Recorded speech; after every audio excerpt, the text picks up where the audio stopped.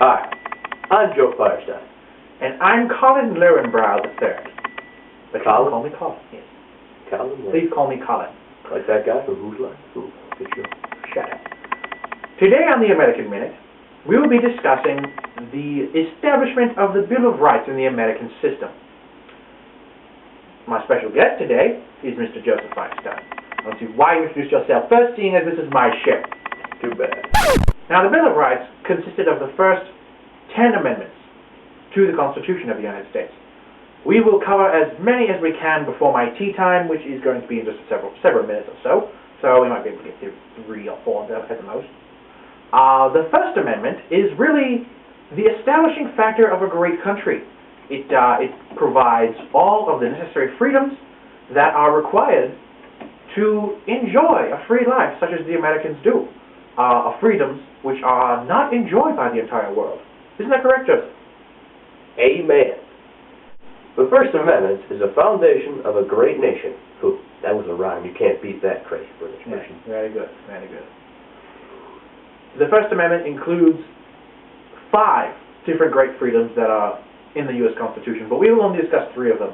And the first 3 that we will discuss is the freedom of speech. That is 5, right? Are you counting to see if there's 35 or not? Yes. Okay, there's 5. The first we'll be discussing is the freedom of speech. Very important, yes. The freedom of speech is possibly the most important part of the First Amendment. It is a freedom that many Americans take for granted. Indeed. In other countries, you may not be able to talk about your dictator badly. He may have you killed for it. Not good. Indeed not. The freedom of speech is actually a right that enjoys much controversy today over censorship on the television and on the radio, and what people are allowed to say in public. Although everyone does have the right to say whatever they like, it is what they have to say publicly that is indeed fought over about. Amen.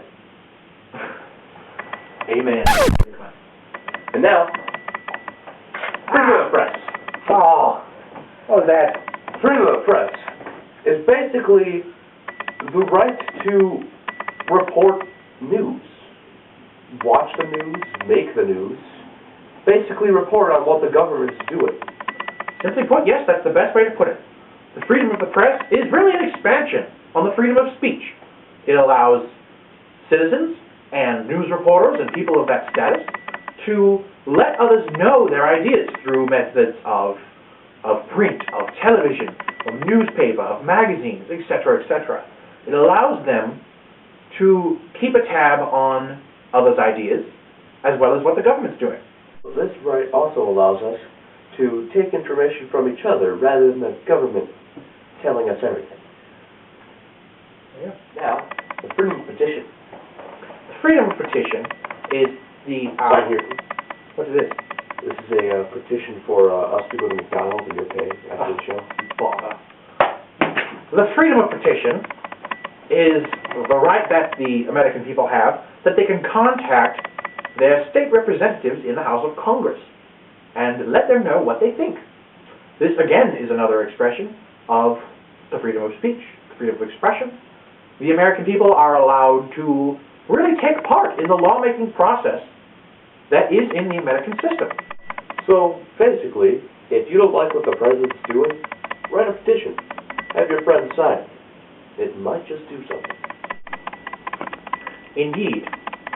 The next 2 amendments that we will be talking about are the 2nd and 3rd. They don't have as much significance today as they did back then. Back then, they were much more important.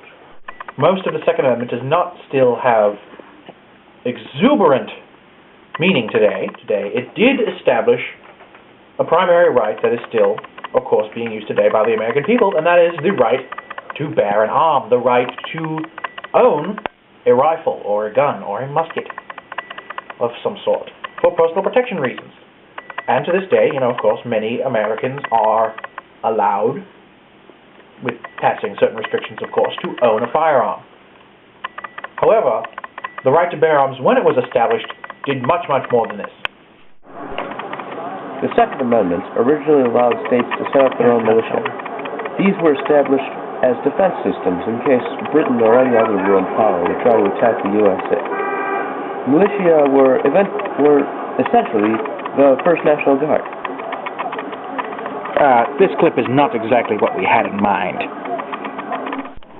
Now, the third and final amendment that we shall cover before I go out for my afternoon tea, which the time is rapidly approaching, so let's move this along, is what I like to call the Quartering Act.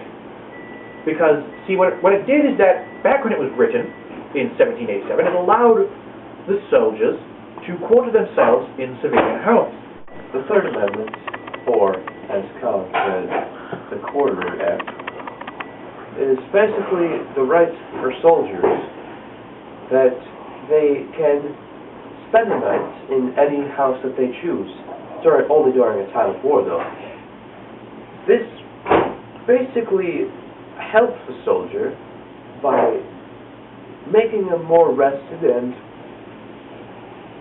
well, in essence, having a better fighting ability. And basically, this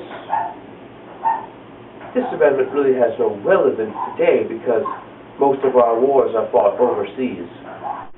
Yes, as a matter of fact, this amendment really doesn't have much relevance today because the Treaty of Peace that was established soon after the war, and by that I mean the Revolutionary War, put an end to quartering soldiers. It really no longer required it.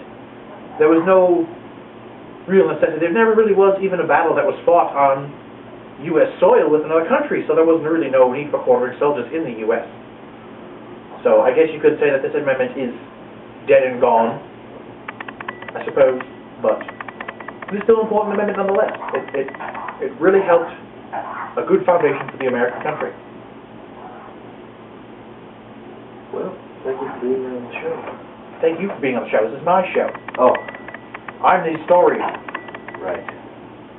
Well, that's all the time we have for today. Thank you for joining us on the American Minute. Excuse me. amen. I've got some tea to get to.